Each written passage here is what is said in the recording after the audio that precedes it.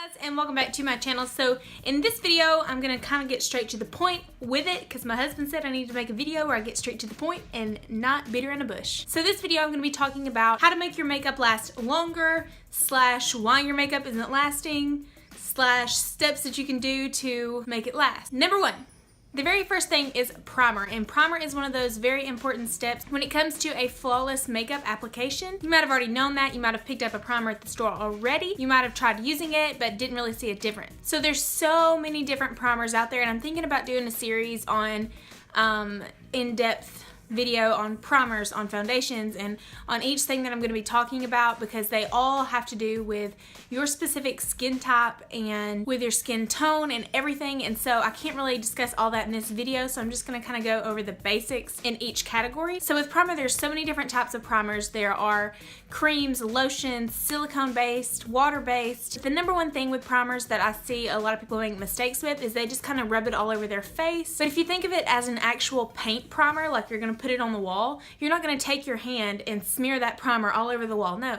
you know what that would look like? You know, it would be all kinds of patchy, and then once you apply the paint to the wall, it's going to be vibrant in some areas. It might be patchy in one area, and it might be just completely smooth and flawless in the area where the primer was applied. And that's the exact same way it's going to happen on your face. So instead, what you're going to do, you can take a brush and apply your primer. That's awesome if you want to do that, but I honestly just use my fingers. But instead of rubbing it around, you just kind of press it, and you want to press it into each area of your face so you're not going to miss it. If you press it into each area of your face, you're going to ensure that that primer goes into those pores, fills in the pores, and does its job of creating an even base for your foundation. Number two, the next category is foundation. And with this, it's not so much of the foundation as it is the way that you apply it. Again, foundations are just, it's ridiculous how many there are and how many different types there are, and creams, liquids, cream to powders, you know, there's so many, and you're like, oh, I don't know which one to choose. Just take what you already got and try to follow these steps. There's so many different techniques, and some people will say you absolutely have to apply it like this, you absolutely do not need to apply it like that, but really it's what you think looks best. So the same goes with foundation as it does for primer. If you use your fingers and you just gonna go whoop, whoop, whoop, and slap it on your face, literally it's gonna be patchy, it's not going to seep into your pores, it's just going to kind of like stay on the surface, and it's not going to be pressed into your skin. The best ways to apply foundation are either with a brush or a sponge. For me personally, I like them both, but it just depends on, it's so hard to get into this because realistically I need to talk about which different types of foundations need to use a brush and or a sponge, but it's just so much more complex than that. With a brush, when you apply makeup with a brush, what you can do with it is you can press it into your skin and then rub it around, and what that's going to do is just going to give you a flawless base. It is going to blend evenly all over your skin, and for me personally, I find that when I use a brush with foundation, it gives me a more full coverage. When you use a sponge to apply your foundation, what it does is it's usually wet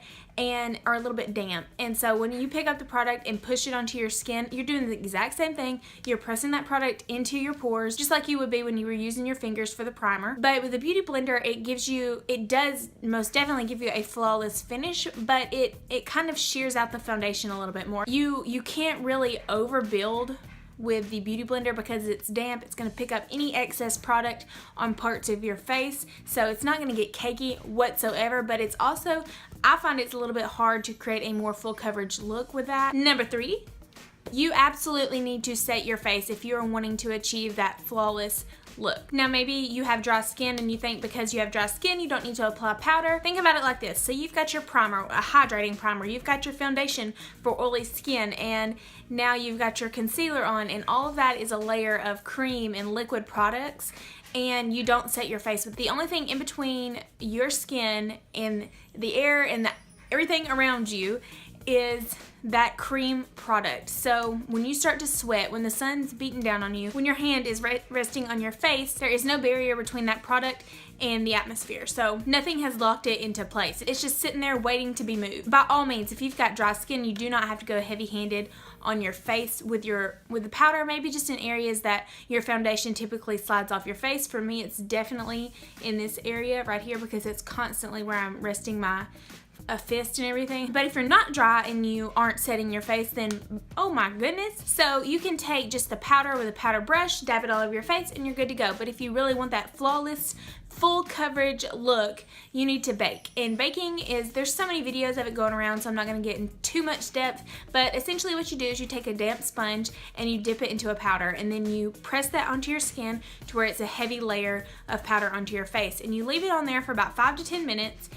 And what it's going to do is it's not going to allow your skin to breathe, and so what's going to happen is all your body heat's going to come out and there's nowhere for it to go, so it's just like, okay, you know. And same with your oils and anything like that, it's all just going to stick to your face. And then after 5 to 10 minutes or so, you kind of dust it away and you're left with just a very flawless finished look. I don't really understand all of it, I just know that it works. I've used it for my wedding, I used it for the ball, and I kid you not, my makeup will stay on for all night. Like if I didn't wash my makeup off at night and I woke up the next day, my makeup would still be on. Number 4, setting spray. By all means, go get you a setting spray, because now after you've got your primer, your foundation, and your baking or powder done, you have all these products layered on top of each other, and now those products need to be set in place. You typically don't go in with a liquid on top of a powder because that kind of gives you that cakey appearance, but setting sprays are kind of formulated to where they go in and just lock everything in place. So they're going to interact with that powder, and instead of making it cakey, they're just going to kind of stick to it, and your face is literally just going to be airbrushed looking. And there's different kinds of setting sprays. There's some for if you want to look dewy, there's some if you just have really oily skin, will kind of block the oils and it won't be peeping out or nothing. And then there's some that will just hold your makeup in place all day long. But it's definitely a essential to finishing off your face if you're wanting it to last all night long. So yeah, that is my 4 tips for achieving a flawless face and making it last all day. I don't really know what I'm gonna call this video yet. I'm gonna call it something catchy.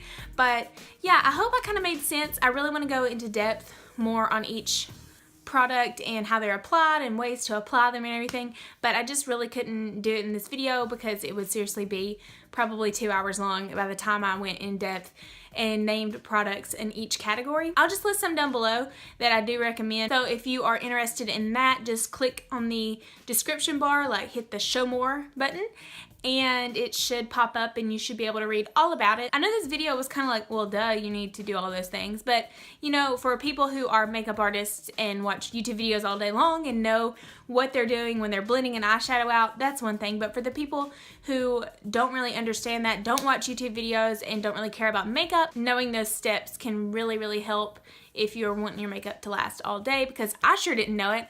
I searched forever trying to figure out why my makeup wasn't lasting when I first started learning how to do makeup, and even back in high school, like I just could not get it to stay, didn't know how. I googled it. So anyways, I hope you enjoyed this video. If you did, give me a thumbs up, subscribe, and I hope you have a great day, and God bless.